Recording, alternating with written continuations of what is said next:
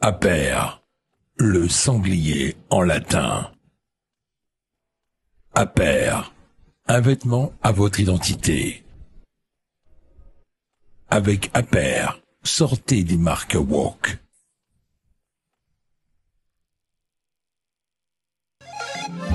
Un café, s'il vous plaît. Un café pour la table 6. Ligne droite, Combien je vous dois? C'est beaucoup trop cher. l'addition. Bonjour Stanislas Rigaud. Bonjour Maud. Comment ça va? Ça va et vous? Bah oui, ça va très bien. Marie, Maïlis et puis Lisotte qui nous rejoint dans un instant. Bon, Stanislas Rigaud, l'actualité, c'est la motion de Je vous ai censure. parlé de ma coupe de cheveux parce que je suis arrivé en scooter ce matin. Mais C'est vrai? Non, mais je vais pas ça trop va. vous attaquer là parce que Merci. je sais que vous êtes faible ce matin. Ah oui, faible. Je sais. Les mots sont Non, mais forts. j'ai pas. Ouais.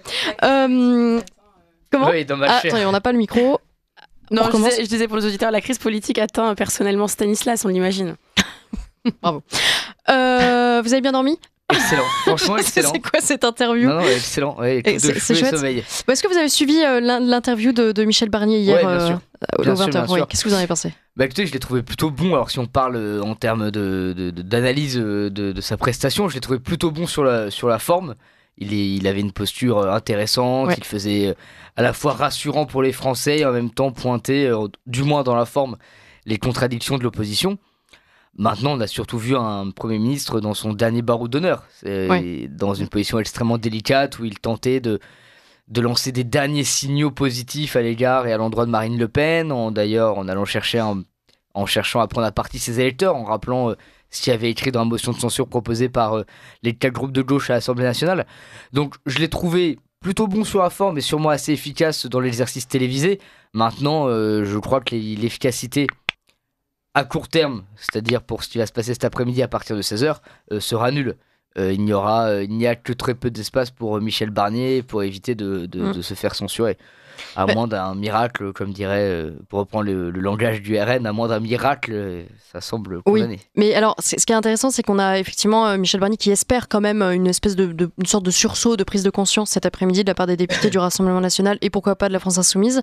Ça semble un peu tard et foutu de toute façon. Et puis Emmanuel Macron aussi qui n'y croit pas du tout. Et qui, depuis son avion, plane, puisqu'il enfin, je sais pas, il a l'air de relativiser, tout va bien, il n'y a pas de crise. Bah tout va surtout, il peut quand même, dans tout ça, Emmanuel Macron, peut-être le seul gagnant de la séquence, du moins à court terme. Alors, il est détesté par les Français, il est au plus bas dans les sondages. Mais si on est extrêmement rationnel et que Michel Barnier est censuré, si dissolution, c'est le président de la République qui en décidera.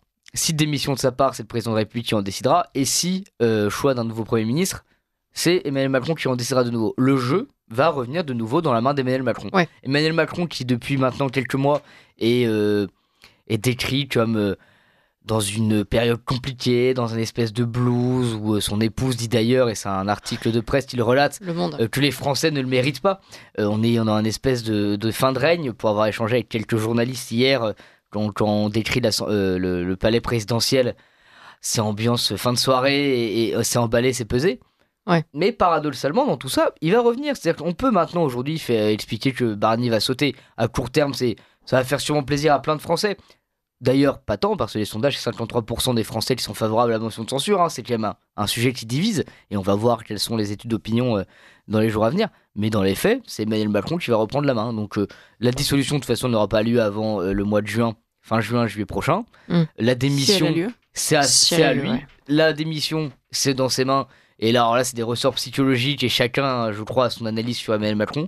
Certains expliqueront qu'il est totalement égocentrique et qu'il ne quittera jamais le pouvoir. D'autres, En tout cas, lui-même a déclaré qu'il ne quitterait pas le pouvoir. voilà. Mais donc, cette option-là, proposée par la France Insoumise et par l'extrême gauche, semble tomber à l'eau immédiatement. Mais pas proposé par le Rassemblement National. Non, mais en tout cas, pour avoir écouté Sébastien Chenu dans l'émission de vos consoeurs, C'est à vous. Il dit que ça reste une option, mais bon, encore une fois, c'est pas leur main. Ils peuvent d'ailleurs, tout le monde peut appeler à sa démission. Ouais. Personne peut l'en obliger. Oui. Et puis après, sur le choix du prochain Premier ministre, écoutez, il peut nous remettre Michel Barnier, il peut nous mettre Retailleau. Michel Barnier a dit qu'il n'accepterait pas. J'ai vu, mais il peut lui reproposer. Il peut proposer à Retailleau, il peut proposer à Lecornu, à François Bayrou qui sort. Alors, on lui souhaite bon courage, hein, parce que vu le. On sait ce qu'on perd. On sait pas ce qu'on gagne. Mais exactement, mais c'est pour ça que je vais vous interroger aussi sur la stratégie on va parler du Rassemblement National, de vouloir à tout prix le renversement de ce gouvernement. Est-ce que c'est pas échapper au moins bien pour aller vers le pire ? Alors, voilà, ça se trouve, on aura un gouvernement incroyable avec des gens absolument géniaux suite au gouvernement de Michel Barnier. Et sinon, on peut avoir Bernard Cazeneuve et des Didier Migaud partout, et on peut se retrouver pendant quelques mois avec... Des Didier Migaud partout. Oui, Plein de petits Didier Migaud. plein de petits Didier Migaud, voilà, qui vont se balader partout dans les couloirs des ministères. Sûrement très sympathiques humainement, mais bon, politiquement, Oui. c'est autre chose. Non mais... Voilà, on sait ce qu'on perd, on sait pas ce qu'on gagne. Alors, oui, ça se trouve, le gouvernement sera avec Bruno Retailleau Premier ministre. Je ne suis pas sûr que ce soit les affaires du Rassemblement National et de l'UDR, que Bruno Retailleau soit là. Ouais. D'ailleurs, Pour la France, on va dire que oui, mais effectivement, pour les partis, vous pensez que ce serait compliqué Pour la stratégie du Rassemblement National pour c'est 2027, moi, c'est enfin, pas... je voyais dans un article du Canard enchaîné, typiquement, Éric Ciotti et l'UDR semblaient dire que c'était une bonne chose de se séparer aussi de Bruno Retailleau d'un point de vue politique. Après, c'est un article du Canard enchaîné évidemment à prendre avec des pincettes. Et puis après, oui, pour la France, moi, vous voyez, après, je suis toujours très méfiant des personnes au pouvoir. On l'a vu avec Sarkozy à l'époque, qui ont des discours extrêmement droitiers. Puis après, il faut voir les actes. Mais là, pour la défense de tout ce gouvernement, ils n'auront pas eu beaucoup de temps pour... il n'aura, ce gouvernement, pas eu beaucoup de temps pour faire ses preuves et montrer qu'il pouvait agir. Donc il n'aura pas eu beaucoup de temps, mais pour autant, c'est vrai que beaucoup disent, voilà, il y a que des mots, mais personne n'agit. Mais pour Bruno Retailleau, quand même, pour sa défense, il peut agir par décret et il l'a fait ces 3 derniers mois. Et donc, d'une certaine manière, il a été assez efficace quand même pendant ces quelques... Voilà, assez efficace. Quoi qu'on en dise, et c'est vrai que mettre à la porte Bruno Retailleau pour derrière avoir qui à l'intérieur, c'est vrai que bon. Après, il n'est pas impossible. Enfin, je sais pas comment ça marche, mais j'imagine que lorsqu'un nouveau Premier ministre arrive, s'il a envie de renommer Bruno Retailleau à l'intérieur, il peut le faire. Il peut totalement le faire, d'ailleurs. Il n'y a pas de règle. Enfin, il n'y a pas de règle, je veux dire. Dans l'idée, ils prennent les mêmes, ils recommencent UMPS. Hein. Ah non, mais exactement, ils peuvent très bien ajuster, mais c'est là où ce sera d'autant plus frustrant pour les Français. Moi, je crois que là, moi, je comprends pourquoi le RN veut censurer Michel Barnier. Déjà, ils considèrent que sur le budget en tant que tel, ils n'ont pas été assez écoutés et assez considérés politiquement. Deuxièmement, d'un point de vue humain, d'un point de vue, on va dire, de considération morale, ils considèrent que le gouvernement Barnier n'a pas assez estimé le Rassemblement National. Bon, ça, on comprend. Et troisièmement, ils sont dans l'opposition. Un budget passe par 49.3, réponse, censure de l'opposition. Jusqu'à là, rien d'anormal, et les procès en alliance avec la France Insoumise sont grotesques. C'est pas parce qu'on vote quelque chose dans le même sens qu'on a la même solution. Donc ça, je trouve que ça, c'est pas un procès qui fonctionne. En revanche, là où le Rassemblement National va peut-être avoir plus de mal, c'est expliquer pourquoi il y a un gouvernement, par exemple, plus à gauche. Deuxièmement, expliquer pourquoi Bruno Retailleau n'est plus là. Et troisièmement, surtout, si en fait on se retrouve après avoir censuré le gouvernement avec un espèce de méli-mélo, avec le cornu qui passe à Matignon, Retailleau qui reste là, un qui descend au garde des Sceaux, on va juste se dire mais en fait les motions de censure ne servent absolument à rien. Ça ne sert à rien, c'était dans le vide. Et c'est pour ça que je dis que tant qu'il n'y a pas de toute façon de possibilité de dissolution, ça va être pardon l'expression, mais on va pisser dans un violon. Juste à la dissolution. On va renverser tous les gouvernements jusqu'à dissolution. On va les renverser, en fait, on va se retrouver sous la Troisième République, quoi. Ouais. Ils vont sauter, et puis après, en juillet prochain, il y aura une dissolution, et là, on repassera les cartes. Oui, c'est la bordélisation, et après la bordélisation, on n'a absolument aucune vision, le Rassemblement National n'a aucune vision. C'est pour ça qu'on s'interroge quand même sur la stratégie du Rassemblement National à long terme, enfin même à court terme d'ailleurs, parce que c'est l'opposition. D'ailleurs, peut-être qu'eux se disent que justement, le fait que tout revienne dans les mains d'Emmanuel Macron, ça fait leur jeu, en se disant que c'est leur adversaire privilégié. C'est, pour reprendre le nom d'un livre d'un journaliste politique, Charles Sapin, c'est le tango des fossoyeurs. Voilà, ils expliquent que c'est un jeu à deux. Et est-ce que c'est pas aussi une façon pour le Rassemblement National qui a été considéré comme, à un moment donné, c'était un peu le parti hors système, voilà, la vraie opposition, tout ça. Puis là, depuis quelques années, on peut dire qu'ils sont vraiment rangés, que c'est devenu un parti normal et tout ça. Est-ce qu'aujourd'hui, le fait de faire la même chose que la France Insoumise, que le Nouveau Front Populaire, c'est aussi une façon de dire, mais attendez, on est encore un peu, pas hors système, mais je sais pas comment dire ça. On est dans l'opposition, mais parce qu'encore une fois, mais c'est le problème de ce jeu à 3 entre le bloc central et le bloc national et le bloc d'extrême gauche. C'est que le Rassemblement National reproche à la France Insoumise et à la Macronie de s'être alliés en 2024 pour les faire battre. Là maintenant, c'est la Macronie qui explique que le Rassemblement National et la France Insoumise jouent main dans la main. Ouais. Et de temps en temps, c'est le Rassemblement la France Insoumise qui dit RN et LREM, même combat, vous êtes vous aussi des racistes. Et d'ailleurs, dans leur motion de censure, on le voit, ils expliquent que Michel Barnier a cédé aux plus vils penchants d'extrême droite sur l'AME, etc. Ouais. Donc c'est là où c'est intéressant, c'est que de toute façon, au niveau des deux autres blocs, il y en aura toujours un qui sera pas content. Il y a un truc intéressant que j'ai noté moi pendant l'interview de Michel Barnier, c'est qu'il n'a pas parlé d'extrême droite, il a parlé d'extrême gauche. Et plusieurs fois. Ouais, absolument. Donc il en voulait quand même sérieusement, j'ai l'impression, à la France Insoumise. Mais le Rassemblement National, il l'a appelé le Rassemblement National. C'est un changement, ça aussi. C'est un gros changement. C'est la première fois que le Rassemblement National a dans sa main la possibilité de faire tomber un gouvernement. Visiblement, ils vont le faire. C'est aussi une démonstration de force. Ça, je crois qu'on ne peut pas enlever cet élément-là pour le Rassemblement National. C'est la première fois de leur histoire qu'ils vont pouvoir décider, que le Rassemblement National va pouvoir décider de la censure ou non d'un gouvernement, donc de la chute d'un Premier ministre ou non. C'est un pouvoir énorme et qu'il n'a jamais eu, le Rassemblement National. Donc, et c'est ce que c'est rappelait une démonstration de force démocratique, parce que ça reste démocratique ce qui va se passer, sans précédent. C'est ce que rappelait Michel Barnier d'ailleurs, parce que Anne-Sophie Lapix qui a voulu faire le procès justement de négocier avec l'extrême droite, voilà. Vous leur faites plaisir. Et il y répondait, oui, enfin attendez, c'est peut-être la première fois que le gouvernement négocie avec le Rassemblement National, mais c'est aussi la première fois que le Rassemblement National a autant de députés. Il a très bien fait de le rappeler face à une Anne-Sophie Lapix décontenancée, visiblement. Non, mais qui comprennent pas ça, c'est qu'en fait, et la France Insoumise et les journalistes sont en train, ou Patrick Cohen pour l'avoir écouté aussi hier dans l'émission C'est à vous, ils font le procès à Michel Barnier d'avoir traité avec le Rassemblement National et d'avoir fait des concessions. Déjà, le Rassemblement National trouve qu'elles ne sont pas assez nombreuses, mais bon, ça, après tout, c'est le jeu. Mais ils ont 143 députés. Donc, 143 députés, c'est en plus, en l'occurrence, accessoirement, 11 millions d'électeurs. Il faut évidemment les respecter. Et c'est là où justement je crois qu'il y a une déconnexion totale et que le RN veut le rappeler. Il veut rappeler que c'est le parti aujourd'hui qui pèse le plus, etc. Marie. Oui, pour conclure sur ce mépris justement, certes Michel Barnier, vous l'avez dit, c'est vrai, faire un nouveau pas, en tout cas de vouloir tendre la main, en tout cas dans les mots employés face au Rassemblement National. Et à côté de ça, on a quand même le chef de file des macronistes à l'Assemblée nationale, Gabriel Attal, qui lui a dit que cet après-midi il appellerait tous les partis politiques pour essayer de négocier justement et de faire face à cette crise institutionnelle. Et donc il a dit qu'il voulait mettre tout le monde autour de la table sauf le RN et LFI. C'est complètement tout débile. Le monde autour de la table sauf le RN et personne. Donc oui, effectivement, enfin c'est ça, toutes les le Modem, le centre, LR. En termes de je raconte n'importe quoi, ce matin avant de venir, j'ai écouté Antoine Léaumont sur le sujet, qui a fait une émission et ça dure 8 minutes, c'est sur YouTube et il explique je mets en PLS 2 journalistes et un ancien député de LR. Oh, le youtubeur. Donc le type vraiment Squeezie pour enfants de 6 ans. Et là c'est absolument magnifique parce qu'il explique qu'il va voter la motion de censure. Truchot Marshall font un peu ce jeu mais qu'on comprend, qui est de dire mais vous allez voter avec le RN donc vous êtes allié avec le RN. Ce que je trouve un peu facile comme jeu, mais c'est une question qui a le mérite de les mettre dans l'embarras et à laquelle ils n'arrivent pas à répondre. Et après il nous explique un truc très fort, il dit mais attendez, si la majorité, enfin l'ex-majorité présidentielle s'abstient, on a la majorité donc on pourra avoir le Premier ministre. Et là pendant 3 minutes, il y a 3 minutes de brouhaha parce qu'ils lui disent mais attendez, mais s'ils se retirent ils font votre jeu en fait, ils vont pas se retirer.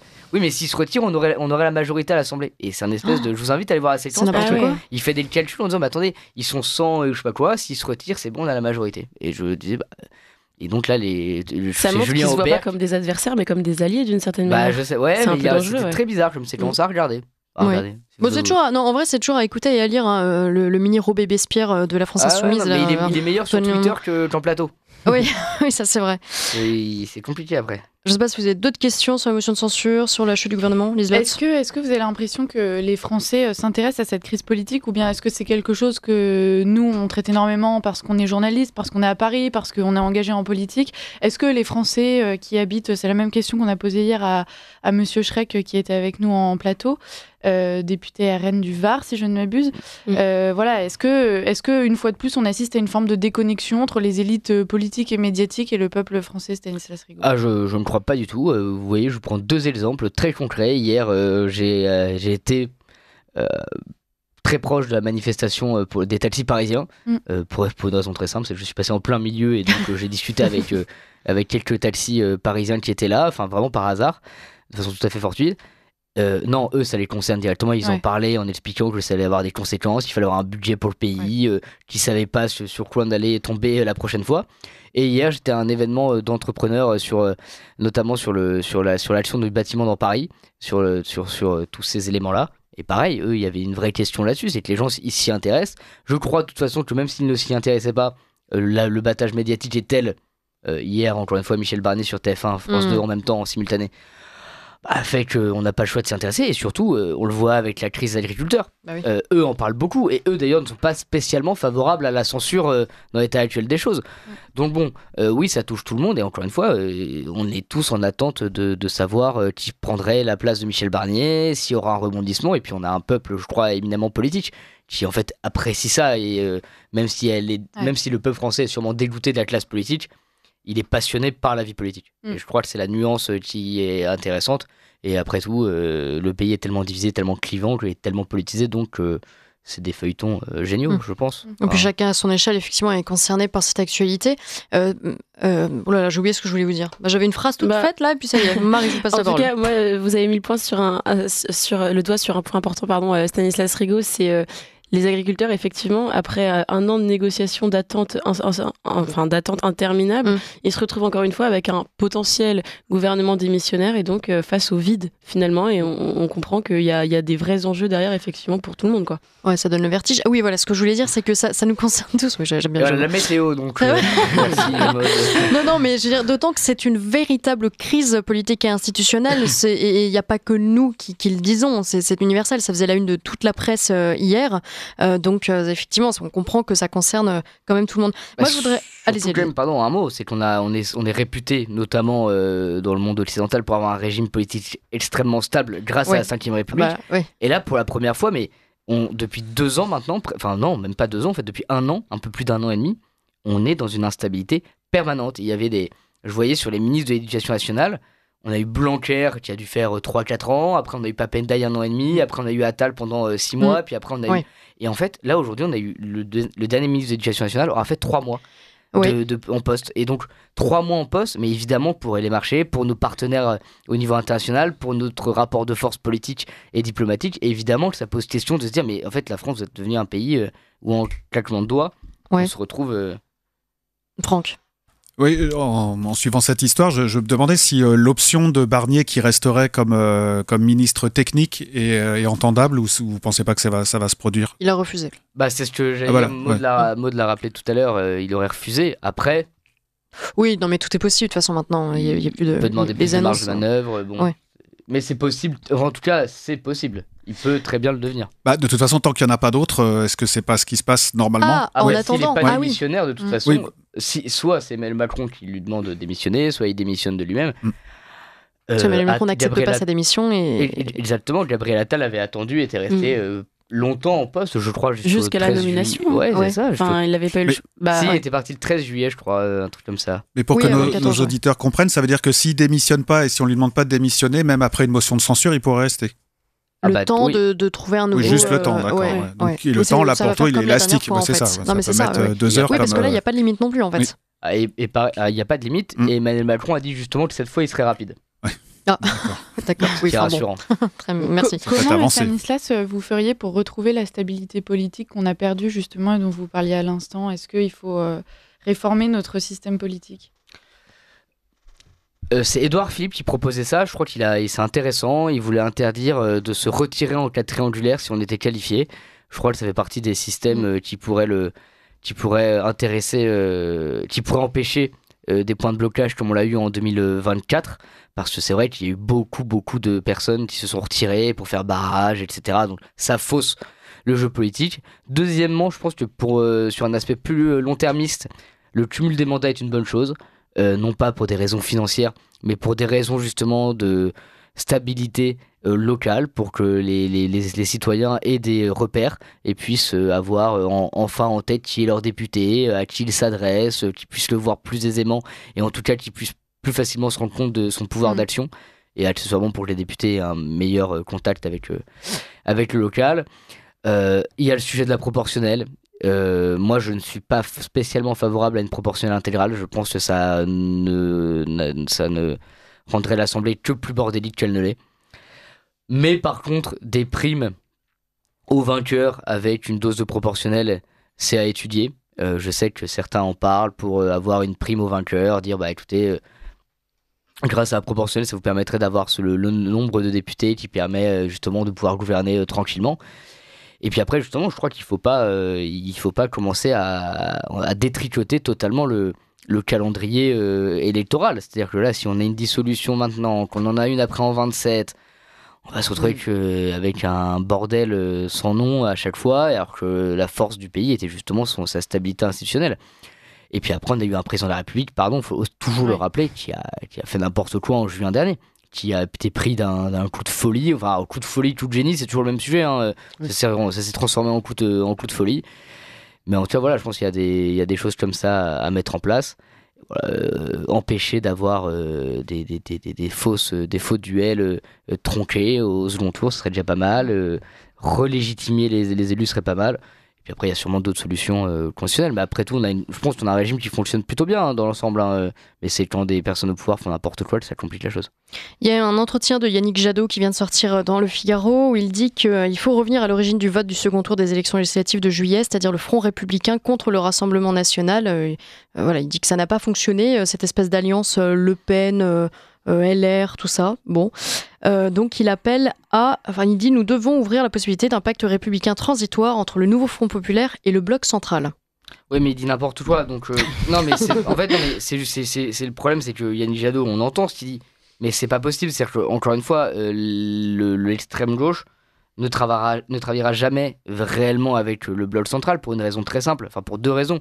Une, évidemment, de ligne politique et programmatique.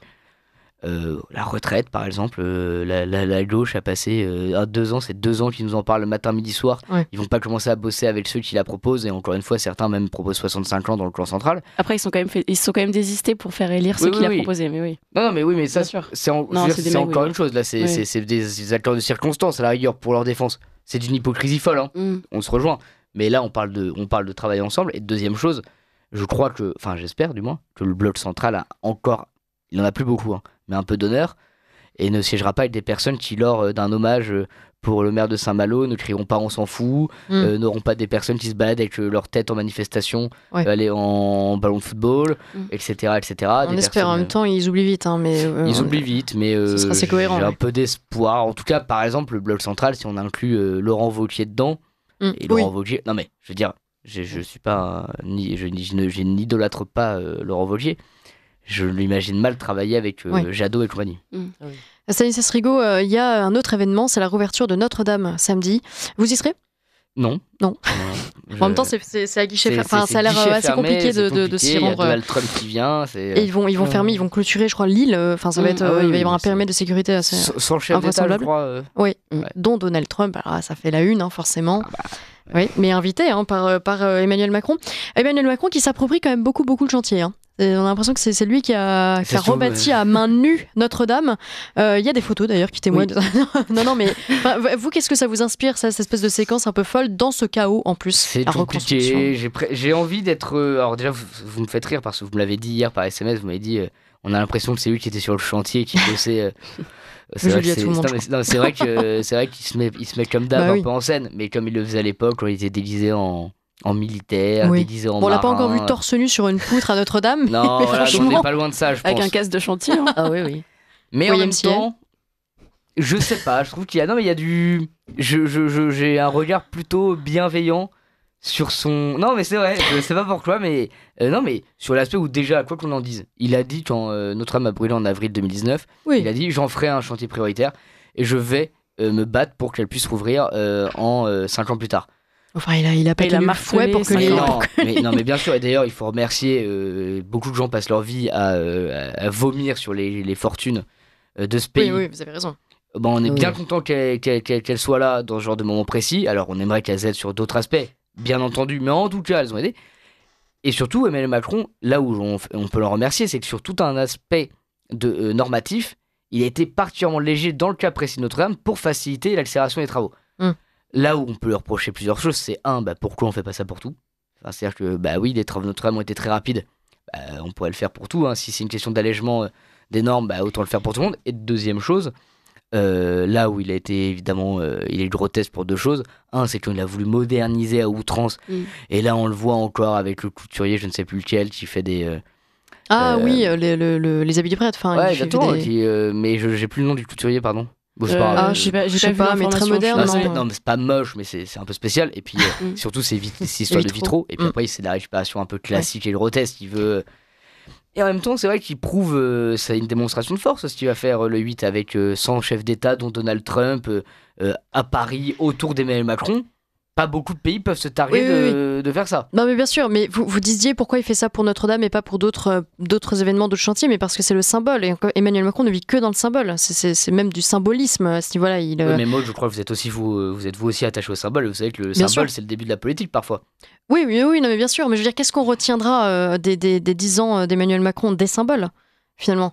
Oh, des crises, beaucoup de crises. Beaucoup de ouais, si tu veux dire. Mais je veux dire, à chaque fois en fait, dans toute crise, à chaque fois, Emmanuel Macron s'est accroché à quelque chose, à la mort d'une personnalité, et c'est devenu un événement national. Enfin, souvent parce que c'était effectivement des personnalités nationales, mais je veux dire, à chaque fois, bon, il y a Notre-Dame. Qu'est-ce qu'on peut citer encore Non, vous n'en avez J'ai pas. pas beaucoup d'exemples positifs. Mais non, mais personnellement. systématiquement, Non, et c'est positif, toujours. c'est compliqué, Non, ouais. non, pas positif. Non, mais je parle pas de positif. Je parle de symbole. En fait. Non, mais vous Enfin avez. bon, Non, mais c'est moi qui suis. vous avez raison. Mais, moi, I guess. je crois vraiment que le symbole, c'est primordial. Que par exemple, vous voyez, je vous prends un exemple, mais le premier qui me vient en tête. La manifestation contre l'antisémitisme. Je ne porte pas le jugement si c'est bien ou si c'est pas bien de ne pas en être. Le fait est que c'est un symbole. Mitterrand, lui, était aux marches contre le racisme. Oui. Emmanuel Macron, par Il était peur pas. de certaines choses, sans rentrer dans le débat, il y est pas. Le fait, par exemple, que le président de la République, de la 6e puissance mondiale, le président de la République inaugure la rouverture de Notre-Dame avec 100 chefs d'État, que sur le parvis de Notre-Dame, il fasse un discours avec en fond une cathédrale qui représente notre pays dans le monde entier. Oui. C'est des choses fortes. Et c'est-à-dire que quand on parle, et notamment ici, sur cette belle antenne qui est Radio Courtoisie, des racines chrétiennes, quand on parle, on fait du lyrisme et on admire Philippe de Villiers et tant d'autres qui nous font rêver par rapport sur l'histoire de France, je trouve ça aussi bien que le président de la République s'implique dans ce genre de chantier. C'est pas suffisant, c'est l'esbrouf, c'est évidemment du Emmanuel Macron, mais on va pas se plaindre que pour une fois, la chrétienté soit mise en avant dans ce pays. Bien, merci beaucoup Stanislas Merci à Rigaud d'être intervenu ce matin. Et de toute façon, je pense que ce sujet reviendra sur la table la semaine prochaine vu l'actu. Merci beaucoup Stan.